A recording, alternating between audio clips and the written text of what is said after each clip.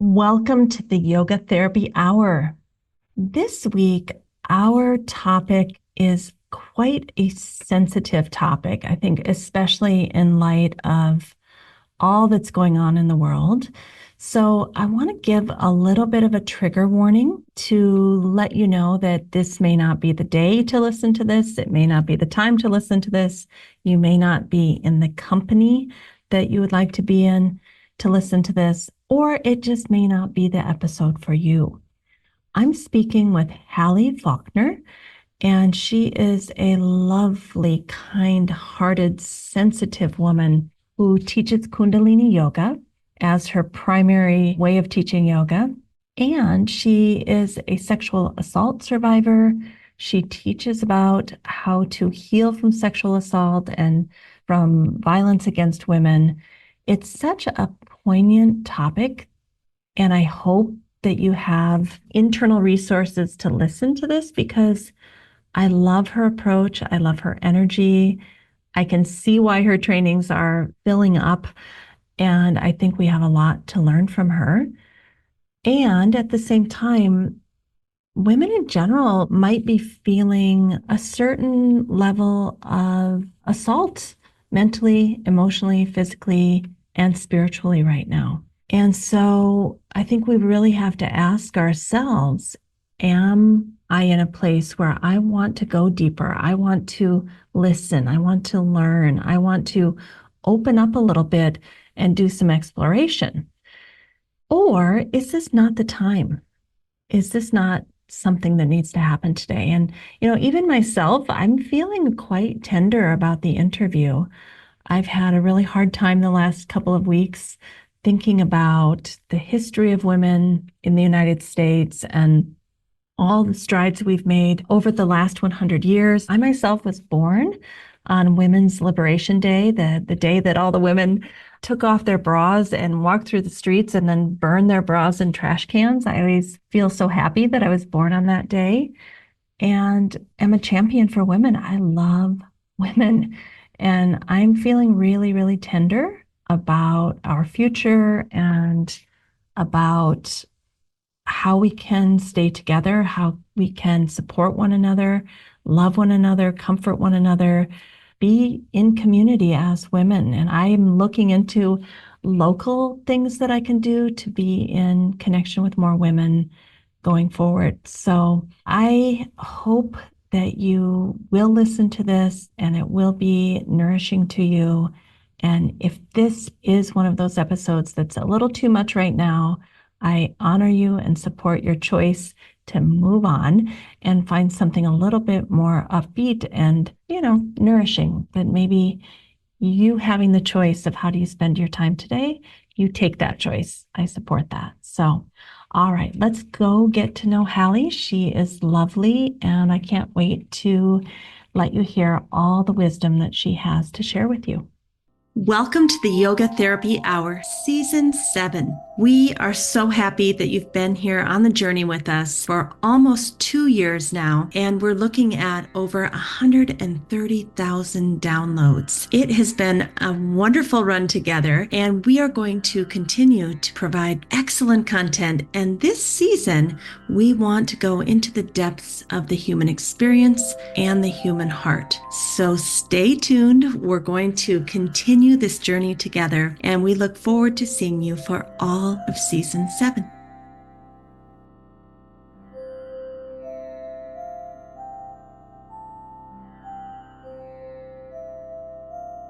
Hello, Halli. Thank you for being here today with us. Thank you for having me. I'm really happy to be here. Where are you located? I'm in Washington, D.C. I'm in my home office.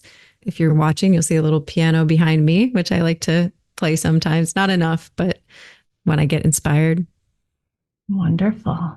So, Halli, we have a sensitive topic to talk about today in so many ways. And I think, especially with all that's going on in the world, and especially the US, it's become even more of a topic of women's safety and health and happiness and beyond. So, would you mind starting by telling us a little bit about your work and how you came to this work? Thank you. Yeah. So I'm a yoga therapist and a trauma informed trainer, and I specialize in working with women who have experienced sexual assault and sexual violence and intimate partner violence.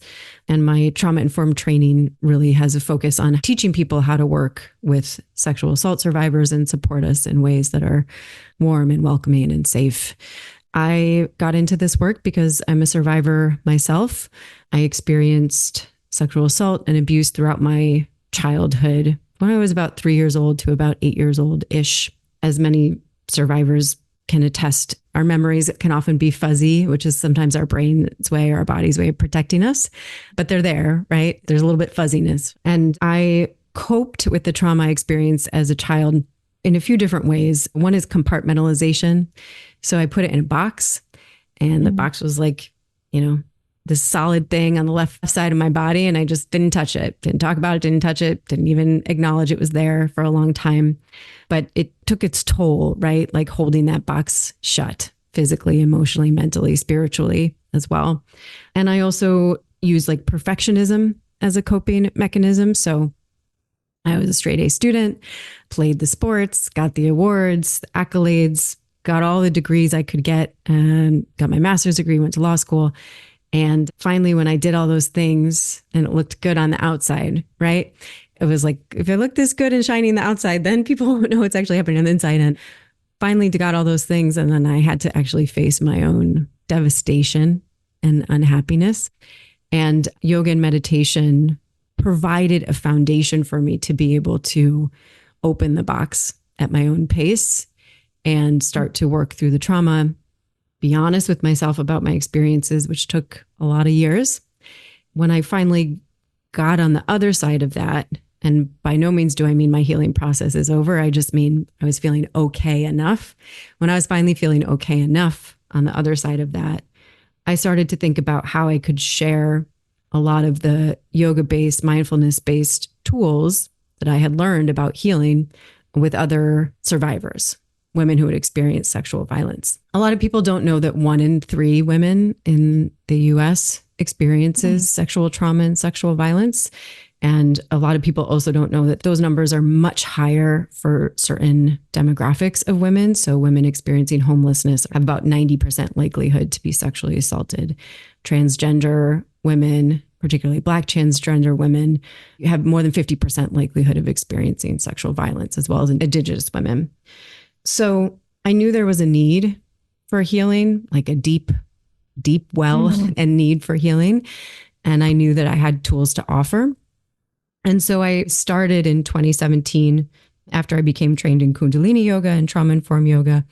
I started teaching, at the time I called them woman warrior workshops, healing yoga workshops for sexual assault survivors. And from the very first one I taught, which was in Sacramento, where I was living at the time, the rooms filled up. They filled up, which is always a shock to me because you know how it is. Like you put out an offering and you don't know where it's going to land. And the rooms was full in Sacramento, and the rooms have been full since, because women are looking for a place to heal. And we are ready, I think, to speak up about our lived experiences and heal. And so eventually I founded a nonprofit organization, which was called Porch Light Wellness, to provide healing yoga workshops for sexual assault survivors. We were in operation for about 5 years, and we served hundreds of women across the country. We had trauma-informed trainings for women around the world. And more recently, I transitioned to do a more individualized focused practice. I love the nonprofit, but I also didn't want to keep trying to raise money or write grants. I've started working more recently in the yoga therapy format so I can work with clients one-on-one, work with survivors one-on-one, and create really mindful and like full-bodied spaces for healing. Yeah. Wow. Thank you for sharing all of that. I mean, that was like this big arc of a journey. And now I feel like I want to go back and talk about pieces of that. The first one that comes to mind, I think you got a degree in law. Is that true? I did. Yeah. And looking back, is there any significance to that? Were you wanting to find justice or? I mean, it's just a curiosity on my part. It doesn't have to have an answer, or you could say, I'm not interested in that question. No, I'm interested in the question. I think it's really insightful. Yeah, I've always been interested in justice. At the time when I got my law degree, I was working in education policy. I was interested in Mm, education policy and creating education policies that are more fair for more kids, that give lower income kids and kids of color more educational opportunities. For me, I know a lot of kids hate going to school, but for me, school is a safe place. When yeah. my house wasn't safe, like school was a place where I was like cared for and respected and there were clear boundaries. So like there was and still is a part of me that like wants to make sure that all kids have access to high quality schools that meet their needs. So that was my focus with my law degree. I also, as you might be able to tell, I love words. I love writing. And that was like a lot of law school. I mean, it's really all law school. It Mhm. was like words and writing and learning how to put words Mm, together in a way where you can achieve something or affect change. So yeah, that was a lot of the great. motivation. Yeah. And I love that your nature and part of your gift is to want to protect all kids and make sure that they're safe and educated, like you said, good boundaries and a safe place at school. I will also say, because I have to be honest, like I'm working on, radical honesty. And a big part of the reason I got the law degree, not the whole reason, but part of it was ego driven. Like I wanted to be fancy and I wanted to have the power and I wanted to people to respect me and think I was smart. And it was also a continuation of that, the shell of perfectionism, right? Like if I just build this Mhm. thing and it looks like everything's going right, then I don't have to look at what's actually happening inside of me and no one else is going to look at what's happening inside of me. So that was part of the motivation as well. That is such a perfect segue to my next question. So, while you were going about getting all of these degrees and showing the world how competent you are, Mm, aware that your inner world was not as the way that you would prefer, or was there a disconnect at that time? that's such a good question. No, I wasn't aware. Like, Okay, because, that I didn't have anything to compare it to because my like biological father was the abuser in my life. So I was born into a home that was unsafe. So sometimes I would look at my friends or colleagues and be like, they seem to have something that I don't have. Now I'm like, oh, it's like a secure upbringing, like a balanced nervous system. So sometimes I had this feeling like, how come things look different or seem to feel different for them? But I didn't have anything to compare my experience to. Right now I do, right? Like I've learned to balance my nervous system so I can look back and see like how unbalanced it was and how I was in, fight or flight mode for basically all of my life until I turned 30. But I certainly wasn't aware of it at the time. I think partially because I lived in a pretty constant state of dissociation, which I know is very common for mm, people with post traumatic stress disorder, which I had. And so for a lot of my life, have this very clear feeling of living outside of my body, like almost like looking down on my life and observing it, but not being embodied, which I could talk for a long time about I want you to how. unpack that because so many people with trauma and complex trauma, they have never heard that. That concept has not been introduced to them. And when they hear it, these bells go off like, whoa, that's how I feel. So, can you unpack what it feels like to be disembodied and then what it feels like when Mm, you do become embodied? And oh, wow, that feels different. yeah. So we talk about this a lot in my trauma informed training, which is the experience of going from being dissociated. And as you know, many different levels of dissociation, right? Like it's a whole spectrum, but the process of going from being dissociated to being present in my body, for me, it happened over several years, took a lot of time.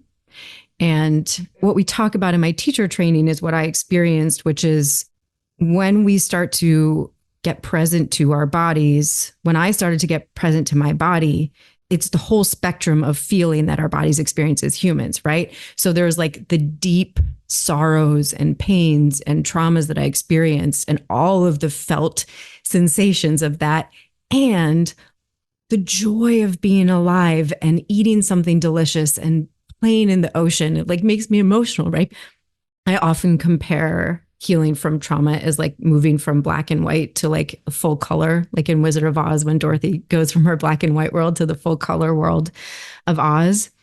That's my experience of becoming embodied. And one thing that I think is important and not talked about enough is that everyone who has experienced trauma and everyone who is living at least sometimes in dissociation needs to have the space to become embodied at the pace that works for them. Because if people feel like forced to all of a sudden have sensations where they haven't had sensations before, that can be damaging, right? That can flood our nervous systems and then we shut down again and we're scared to go back to the feeling of being embodied. So for example, very practically speaking, if I'm teaching a trauma-informed yoga class, which is the only kind of yoga I teach now, I'll say like, you might want to check in to see how this feels for your shoulders, if that feels comfortable for you. If it doesn't, just ignore it. Right. So I think so often in yoga, there's this focus on like, we need to feel this way, or we need to be present, or we need to be present to all the sensations. Right. But actually, if we're healing from trauma, or even just being in the experience of being a human being, we might not always want to feel all the feelings. And that can be okay too. Right. I invite people to really tap into the moment and like what level of sensation and embodiment feels comfortable and okay and supportive and healing for them in that moment. So beautiful. So I noticed when you were talking, this will be on YouTube in a video format, but it's also on audio format. So many people are listening on audio. I noticed when you were describing this for us, you closed your eyes and tilted your head down and almost like you were going inward when you were speaking. Is that something you'd be willing to talk about? I do that too. So I don't think it's a terribly unusual thing, but I just noticed that you really kind of drew inward as you were speaking about that. It's so interesting. I like to hear about how it works for you. I think for me, when I really need to focus, sometimes I have to go in because I'm so sensitive, right? Like I Right. like all the lights, the colors. So if I really need to focus, sometimes that's helpful for me. Yeah. And that is same for me. I don't know if trauma makes us highly sensitive people, kind of being in that hypervigilance. Mm, We can take in so much information, but I find the same that when I really want to have clarity, I'm always just closing my eyes and kind of tilting my head down. So I thought, oh, I recognize that. And I just wanted to yeah. check if that was some of your experience too. So, can we move into this whole thing about perfectionism? Because most of the women I know have a version of this, and in fact, don't or didn't know that there was anything wrong with it because society had rewarded us for this. So, tell us about the link between trauma and perfectionism and anything you think we need to know about that. It's a good question. I mean, I can mostly just speak from my own lived experience. I haven't studied this one, but I do see it come up a lot with my clients. For some reason, when you were talking about how you see this, especially with women, I thought about my daughter. I have a 4.5-year-old daughter, little sweetheart. She's learning how to write her numbers, and she hates when she writes a number backwards. I see she does it and then she like crosses it out. She does like a huge X, like as hard as she can, right? With the crayon. And then she'll write it like 5 or 6 times the right way. I bring that up just because I'm curious about where that comes from, this feeling of like, I don't want to get something wrong. And I wonder how much of it is like innate, how much of it is socialized. I do know that girls are rewarded for following the rules and boys are rewarded for, if we're talking about traditional gender roles, boys are rewarded for being brave or being trailblazers or leaders or whatever that is, right?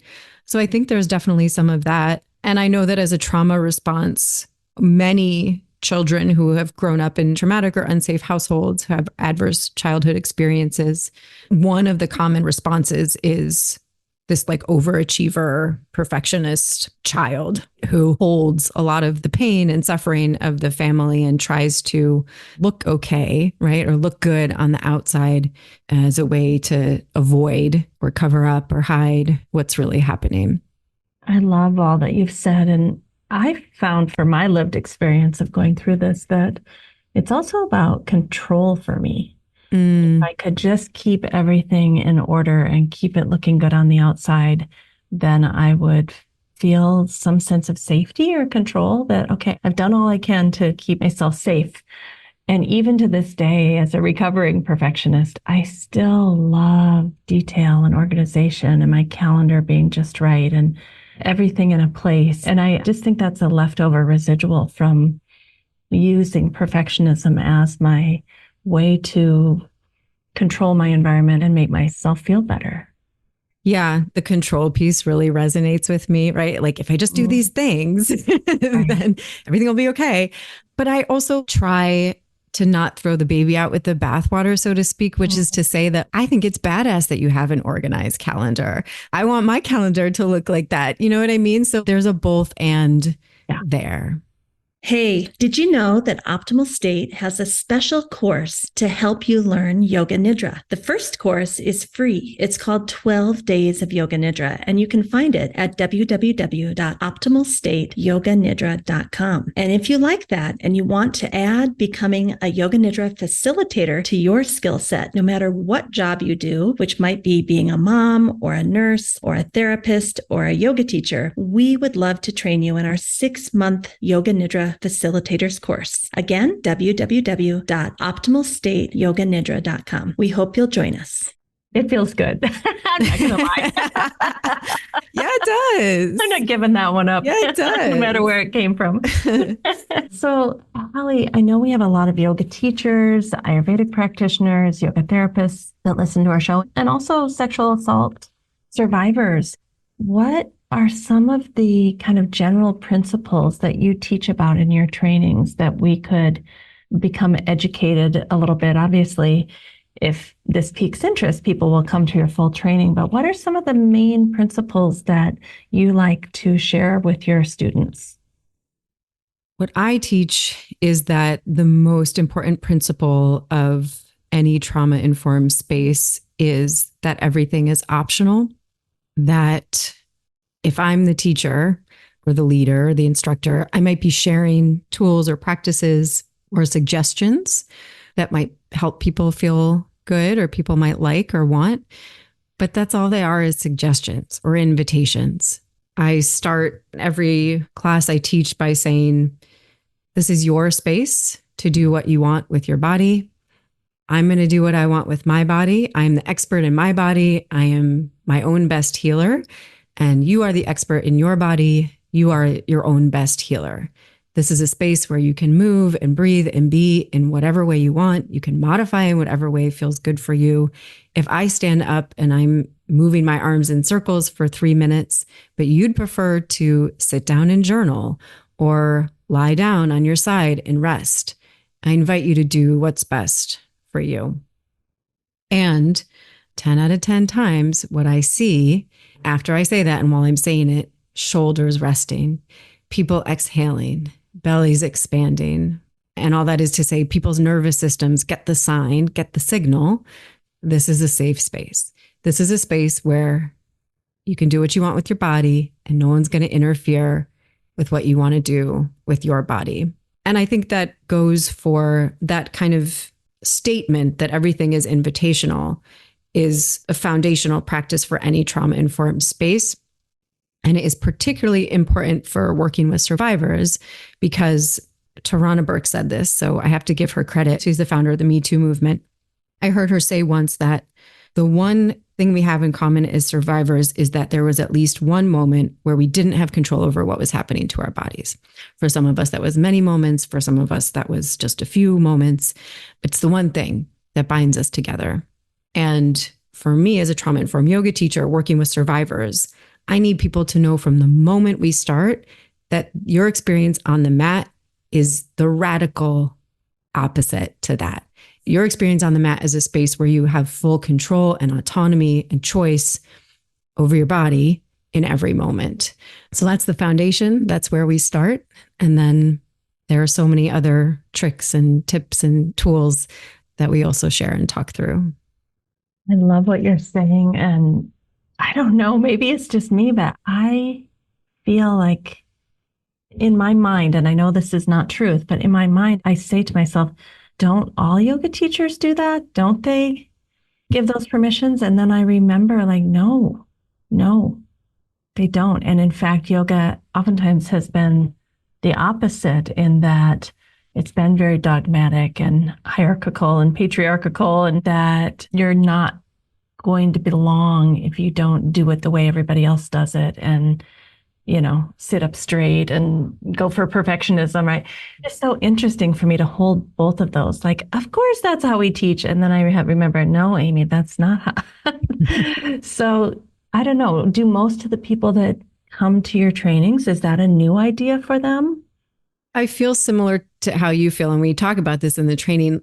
The way I feel about this trauma-informed yoga approach is like, once you know it, once you're introduced to it, you can't imagine teaching any other way. And you certainly can't imagine being in a class as a student in any other way. Sometimes I, like, against my better judgment, go to, random yoga classes. A friend invites me or something. And from the very first moment, I'm like, don't tell me what to do with my body. Like, this is my hour that I paid for. This is my mat. Like, don't tell me to stretch harder if I don't want to stretch harder. Don't tell me to stretch in that direction if I don't want to stretch in that direction. And so what we talk about in the training is that, like, for most yoga teachers, if you don't know, you don't know. It's still not a common or a standardized part of any yoga teacher training, this trauma-informed lens. Can I jump in there?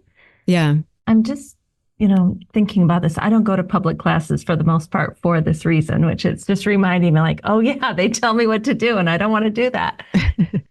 I think inherently yoga is about getting to know yourself, turning your senses inward, turning your mind inward, starting to feel and sense. And it only makes sense to me that, of course, you'd have to have autonomy and choice about how to do that, when to do that, how fast to do that. Like, it doesn't even make sense that we should be outwardly directed by someone else to do that process.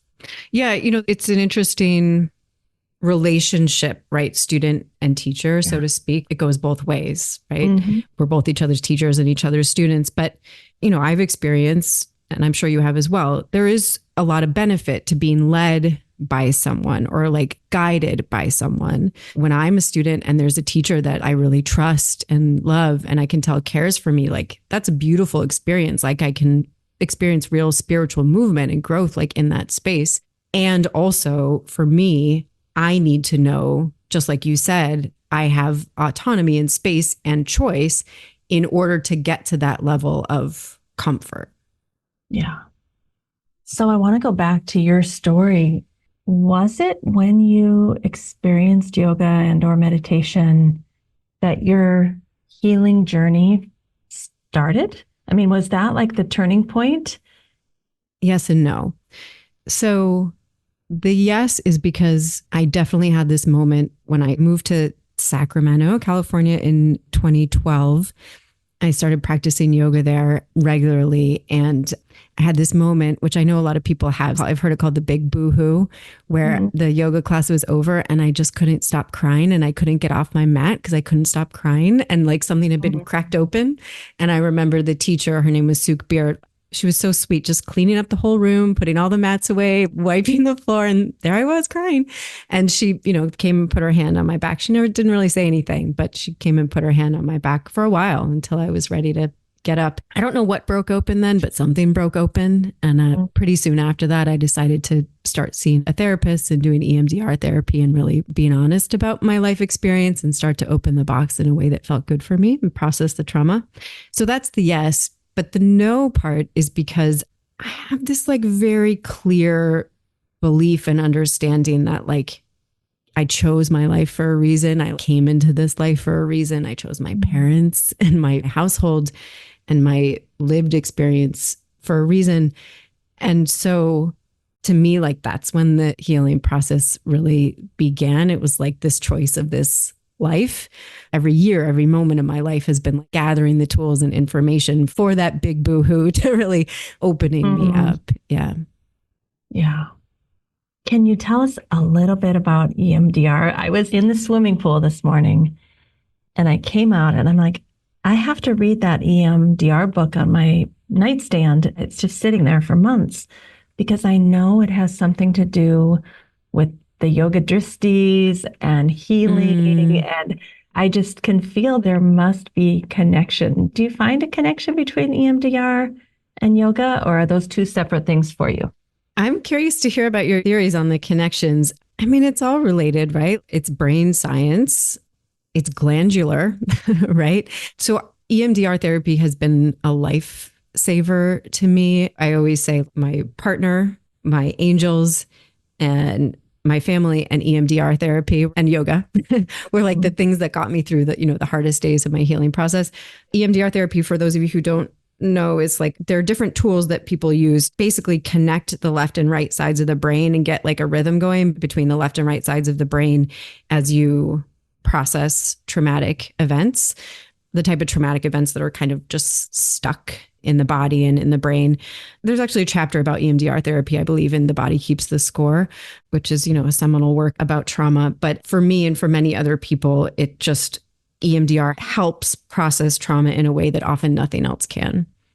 What I think is interesting about it is you don't have to talk about it. You can think about the trauma, but the fact that you don't have to speak of it as you do the eye movements, desensitization, that's a hard word for me. So yeah, I love that because not everybody wants to speak of it. That's part of the reason that these spaces always fill up, in my yoga classes for survivors, is because sometimes it feels good to just be with other people who have a shared experience, who are like-minded, who are interested in healing, but not have to talk about anything. It's the opposite of a support group, right? Which I hate. I know they work for a lot of people, but just the idea of like having to sit there and like be still and talk about the worst things in our lives. It's not for me and it's not for a lot of people. So sometimes in many situations, it's enough to just be and feel supported. Yeah. So on that note, how has Kundalini yoga? I know that there's a lot of community in Kundalini. I'm not a Kundalini person, but from the outside looking in, it seems like a lot of y'all are really close and you're like this big happy family. Can you talk about that? And did the Sangha help you heal also, or was it mainly the techniques and tools and practices? That's a good question. So I know Kundalini is having its little moment of controversy right now. We'll get to that. Yeah. For me, it's the practices, like deep and powerful practices, and my teacher, Krishna Kar. Krishna is, if you don't know her, you got to know her. She's a 85-year-old yogi, deep spiritual teacher who's been practicing and teaching yoga since she was 30 years old, so over 50 years. She's traveled all around the world teaching. She still does travel a little bit to China. She leads a training in China and I believe in Africa each year. And my teacher training was in Krishna's living room. Krishna is a Black woman who was born and raised in Los Angeles. She's still there. She says Los Angeles is the land of eternal spring. And my training was in her living room. Her living room is cleared. It's a wood floor and has nothing but her teacher bench, lots of yoga mats, and then these big floor to ceiling windows that face the east. So you can see the sunrise every morning as you're practicing. I got the lineage and the lessons from her. I still get them from her and call her and we talk, or I'll join her teachings on Zoom because she's across the country from me now. So for me, that was the power, that connection with my teacher and still learning what she has to share. And then, of course, the practices themselves, which I think you can only know by practicing them. What I like about Kundalini practices is they are very specific. So there's practice for digestion, practice for balancing the nervous system, for clear communication, for healing the heart center, right? And so maybe this is the lawyer in me, but I like to know how to get things done. And so I like that the practices are so specific and really practically useful in that way. Yeah. So, I mean, the way that I see it, and again, I'm not very learned in this area, are they kind of like protocols for digestion? Like do these 6 to 10 postures and or breathing techniques, and it will affect the apana vayu, which will likely have a good effect on your digestion. Is it kind of like that? Yeah. So in Kundalini yoga, there are thousands of kriyas, exercise sets. So yeah, there's one exercise set for, I think it's called the healthy bowel system. There's actually a good amount, probably 10 or 20 focused on the digestive system and apana, that put together both breathing exercises and physical movement in a sequence to support digestion, both physical, emotional digestion. Yeah. And, I've heard critiques, the master, I cannot remember his name right now, kind of made these up. But even if that's true, first of all, aren't we all doing that? But second of all, like if it was based on actual subtle anatomy and yogic and Ayurvedic ways, I personally don't really have a problem with that. But have you ever heard that critique that these aren't ancient protocols? Yeah. So there's like a documentary that came out recently about Kundalini Yoga, or like a docu-series, and I watched a little bit of it. And I think that was one of the things that they said. I only watched part of the first episode, so I might have missed some stuff, And but I think it's called Breath of Fire. I just looked it up, Breath of Fire, and I yeah, think it's on HBO. yeah, there's a lot I could say about that stuff, but I don't think it's the most important thing to talk about. I think that what's important is what you said, which is that it works. The practices work. I know this from my own experience, and I know it from my work with my clients and in the workshops I lead. That being said, like, I'm not here to convince anyone, right? Like, I only know from my experience what works. And also, like, different things work for different people. When I talk sometimes with folks about meditation, they say, like, oh, I don't meditate or I can't meditate. But then I'll learn that they love to go for like a 20-mile bike ride on Sundays, or love to put their feet in the stream by their house and like listen to the water after work. Different things work for different people. I know what has worked for me and worked for the people I work with. And that's what I like to share. And I'm also always open to learning other things that work too. Yeah. I think that's one amazing thing about yoga is there's so many different styles, and some people prefer alignment and stillness. Some people prefer more dynamic movement and kind of vigor. Other people, I just think it's so cool, the broad spectrum, and that we could probably, most of us, find a style that we like and that works for us, whether it's yin or restorative or Vini yoga. I know a couple of weeks ago, I tried my first aerial yoga class. I don't know if you've ever tried it before, but I've been wanting to for years. And it was like so fun. Like I felt like a little kid turning upside down and learning to move my body in a different way. Yeah. Well, I think our listeners will not be happy with me if I don't circle back around to this HBO film called The Breath of Fire. Is there any cognitive dissonance between your life's work and your life experience and helping women and the charges that are made in this film? Is it Yogi Bhajan? I'm so sorry. I should have made sure I had my facts correct. I actually haven't watched the movie yet, but because I think in the movie he's also accused of sexual assault. Have you heard that? Mm-hmm. Yeah. So is there any kind of discord in your mind about those two things? Or do you feel like many things can be true and it's okay. I'm just doing good work in the world. I would just love to hear, because I actually have had a teacher that got in trouble for something similar, and it really caused me a lot of pain for about 10 years. I couldn't do chanting because I had learned chanting from that teacher, and it just got stuck. I just literally couldn't chant. So I had a long healing period before I could chant again, and felt like it worked its way through me, that kind of thing. So I'm just curious. I'm sorry to hear that.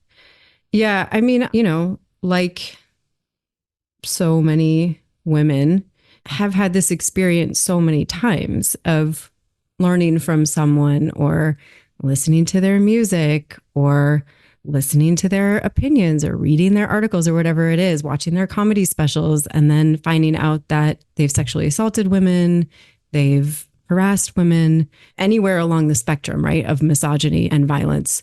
And as someone who practices Kundalini Yoga, teaches Kundalini Yoga, I definitely had that moment when I learned the truth about Yogi Bhajan. I will say, like, he's not my teacher. He never has been my teacher. Krishna is my teacher, my beloved teacher, which I'm grateful for. And for me as a teacher, I separate the teachings from the teacher. And that's my own experience of it. And my path in this world and in my work is to hold healing spaces for women, period. It's an area of work that's more and more needed and more necessary and more wanted, because women have been subject to sexual violence and gender-based violence for thousands and thousands of years.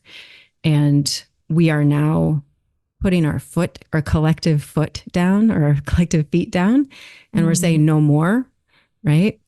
I think This is coming up also in like the fight for reproductive health, reproductive justice. And I am doing my best to hold that space, right? And it's messy and it's icky and sometimes it's uncomfortable.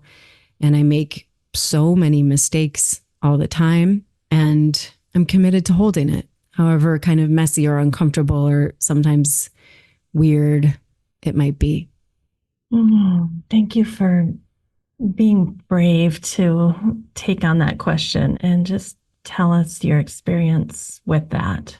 I'm empathizing with you. I too had to have many discussions like this when I went through this with my teacher. And I agree, these are the tools that have helped me, the ones that I see working with people that have a long lineage of really amazing teachers. And I personally, in the end, after, a lot of reflection, a lot of challenge within myself and within the community, decided I wanted to keep teaching these teachings in spite of the imperfect humans that they have come through.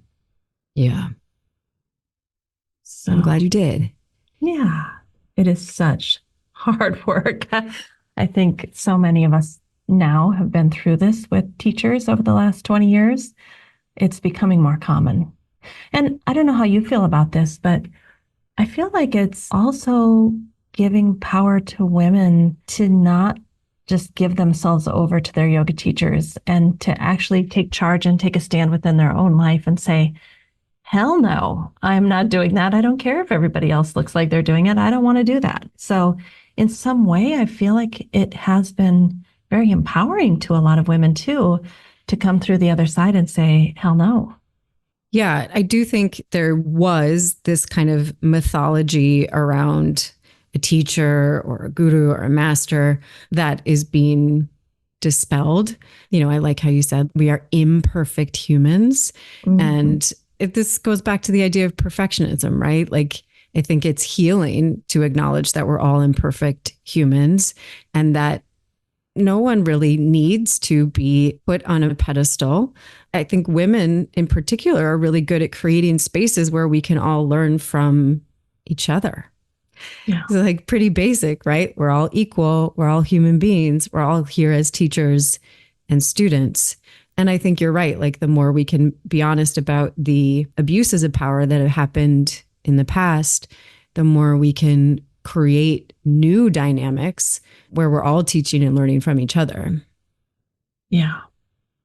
I have to say that's been one of the most lovely things about the decades that many of us have spent in the yoga world, to go from this very hierarchical guru-based model and go through all those trials and tribulations and come out 20 plus years later with a sense of self and security and strength and confidence and ability to set boundaries. Like, I know for many, many women, that journey for the last 20 years has been super powerful. Yeah, I can see it in the way you're talking about it. And I like how you mentioned boundaries. As you can imagine, I work with a lot of my clients on boundaries, and boundaries are a big part of my trauma-informed training as well. And one thing I like about boundary work is like it's mutually beneficial, right? Like as I set my own boundaries, people I'm working with like benefit. And as people set their own boundaries, like I benefit. And I like that like mutual exchange. Because I think sometimes, especially for women, there's this idea of like, well, I'm setting a boundary, but I'm going to hurt someone's feelings, when actually like we're all healthier when we all create our own boundaries. I just said this to someone the other day. My worst experiences of hurting people that I love have been not setting boundaries early enough, letting too many things get pushed under the rug, and then a blow up happens, and it's sometimes impossible to recover because I didn't set boundaries early. And it was much more harmful to do that than it would have been to say, look, I'm sorry if this is too direct. You may not like what you're about to hear, but I have to say this. That would have been so much better 2 years earlier. Yeah, that resonates with me for sure. So, Halli, I'd like to bring up your website now so that those of us watching on YouTube can see your beautiful website and the simplicity of it, the elegance of it. And so your website is www.hallifaulkner, HALLIFAUKNER.com. And is there anything you want to tell us, direct us to on this website? Sure, that's sweet of you to ask. So if you're interested in yoga therapy, or, a survivor who might be interested, you can learn more about my yoga therapy practice. If you're interested in trauma-informed training, specifically how to teach yoga and meditation with an eye towards sexual assault survivors, you can check out my trauma-informed training, which I do both for individuals and for organizations. I have a 40-hour Yoga Alliance certified training that happens in the spring of every year online. And then I also do organizational training. So I work with law firms or shelters or clinics to train their staff on how to work with survivors in trauma sensitive ways. And then I also offer annual healing retreats in El Salvador with my buddy, Kimberly Ariela Dueñas, who is a El Salvador native. And so our retreat just passed in October of 2024, but we'll have another one in the fall of 2025. So if you want to come and swim and surf and practice and meditate and drink some good coffee, you're welcome to check that out as well. And I would just say, it's amazing, by the way. Yeah, I'm I know. Looking at these pictures, like, oh my goodness. You're invited. And I would say, like, if you're listening to this and you disagree with anything I said, or you have questions about anything I said, or you love anything I said, or it resonates with you, or like anything, right? Like if you just want to connect, but you're not even sure why, reach out to me. It's a tough world, and being a human is complicated and weird. And so we need each other, right? We need the Sangha to love us through it and hold us through it. So if you want to connect, you can find me on social media. You can send me a message. You can email me through my website. You can sign up for my newsletter. And I would love to connect with some like-minded folks. Can you just tell us some of your social media handles? Yeah. So I'm on Facebook and Instagram at Halli Faulkner. And I have a monthly newsletter that I send out, just some writing and reflections and offerings. So you can get to the newsletter through either my social media or my website. Perfect. Thank you so much, Halli, for your authenticity and your willingness to share your story. And I have no doubt you're going to be getting a lot of people connecting with you. So thank you so much. Thank you for your curiosity and your beautiful listening. I appreciate it. Thank you. Thank you, Halli, for sharing yourself with us today, from your delicate story to how you've come to this place of health and healing and beyond, and how you're sharing it with other women. We've just finished recording this session, and I'm kind of at a loss for words. I'm feeling a little tender, a little sensitive, maybe a little disembodied, unsure. I think for me, I'm going to need to take a little time today to process all that has been said today. I'll probably do some yoga nidras, go for a walk, take a nap later, and just give myself the space to process what happened on this episode. And it's not that anything bad happened. I think it was a lovely episode, but I'm just noticing a real internal, almost buzzing sensation and a little bit of heightened awareness and a little choke in my throat and a little crunch in my heart, a little contraction in my heart. So I know, even though I can't articulate it and I can't even think my way through what I'm feeling right now, what I can do is check in with my body and know that something affected me today. And I'm going to go and give the space and time and slowness to kind of process, what is that about? So maybe you need to do the same, maybe not, but I just wanted to let you know that if you're feeling that choke in your throat or that contraction in your heart or breathlessness, or maybe your thoughts are very random and kind of all over the place, if you're feeling disembodied, I just encourage you to take some extra time today, move a little more slowly, and just nourish yourself. All right. Thank you all for listening, and we will see you next week. Thank you. Thank you to our guest from this week. It is always such a pleasure to go deeply with another human being for an hour and have that recorded to share with the rest of the world. I think it's one of my favorite things that I've ever done. And there are other ways that the Optimal State would like to share with you. One of those opportunities is to meet with me over at the University of Minnesota Bakken Center. We have therapeutic yoga classes multiple times of the year, and they're always in a 4-week series, like 4 weeks for low back and hips, 4 weeks for upper back and neck, 4 weeks for insomnia and anxiety. So we'll put these links into the show notes. And if you'd like to join us online through the University of Minnesota Bakken Center, we'd love to have class with you on a regular basis. A special thank you to our team here at Optimal State. We are truly a global family. George Mantuan, one of our executive producers. Adam Satchel, senior media producer and sound engineer from the Philippines. Krishna Panchal, a producer from Canada. Modupe Abdullahi, who does the show notes and is an editor for us from Nigeria. And Peter Morley, who wrote and produced the music for this show, who lives in Australia. Find more about Peter's work at www.zenmusic.biz. Thank you for listening. We'll see you next time.